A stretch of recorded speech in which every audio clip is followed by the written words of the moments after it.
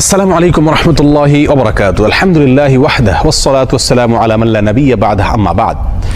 সুপ্রিয় দর্শক শ্রোতা ভাই বোনেরা, আজ আমরা এমন একটি জিকির, এমন একটি দোয়ার কথা বলবো যে জিকির এবং দোয়া জানে না এমন কোন মুসলিম পৃথিবীতে পাওয়া কঠিন। বলতে গেলে আমরা সকলেই এই দোয়া, এই জিকিরটি জানি, এই বাক্যটি মুখস্থ আমাদের আছে, কিন্তু এই বাক্যের যে ওজন, এই বাক্যের যে ওয়েট, এই বাক্যের যে গুরুত্ব, সেটা আমরা হয়তো অনেকেই উপলব্ধি করতে পারি না।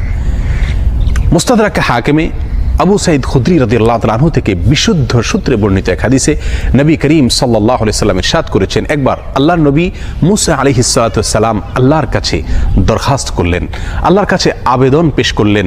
তিনি আল্লাহর সঙ্গে সরাসরি কথোপকথন করতেন, সেজন্য কালিমুল্লাহ বলা হয় তাকে।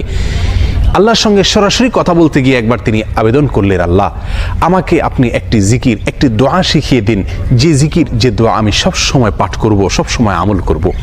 আল্লাহ সুবহানাহু ওয়া তাআলা তখন মুসা আলাইহিস সালাতু ওয়াসসালামকে বললেন, কুল লা ইলাহা ইল্লাল্লাহ, হে মুসা আপনি লা ইলাহা ইল্লাল্লাহ এই দোয়াটি সবসময় পাঠ করবেন, এই জিকিরটি সবসময় পাঠ করবেন, এটা আপনাকে আমি দিলাম।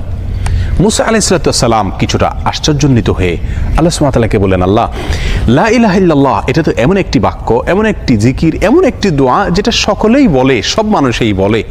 আমি তো আপনার কাছে স্পেশাল কোনো দোয়া চেয়েছিলাম, বিশেষ কোনো দোয়া চেয়েছিলাম।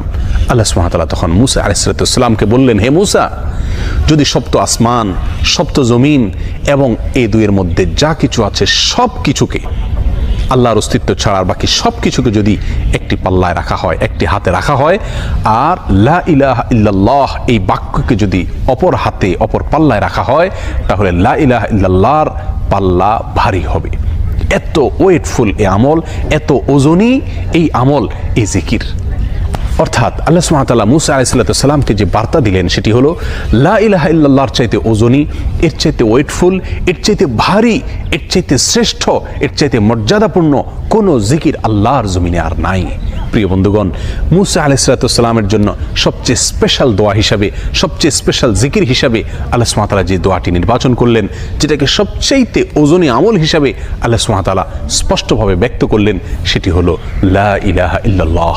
অথচ এই লা ইলাহা ইল্লাল্লাহ এটাকে আমরা খুব সাধারণ একটি জিকির মনে করি, খুব সাধারণ একটি দোয়া মনে করি, আমরা বিশেষ আমল খুঁজে বেড়াই। অথচ এর চাইতে বিশেষ, এর চাইতে স্পেশাল কোনো আমল আল্লাহর জমিনে আর হতে পারে না।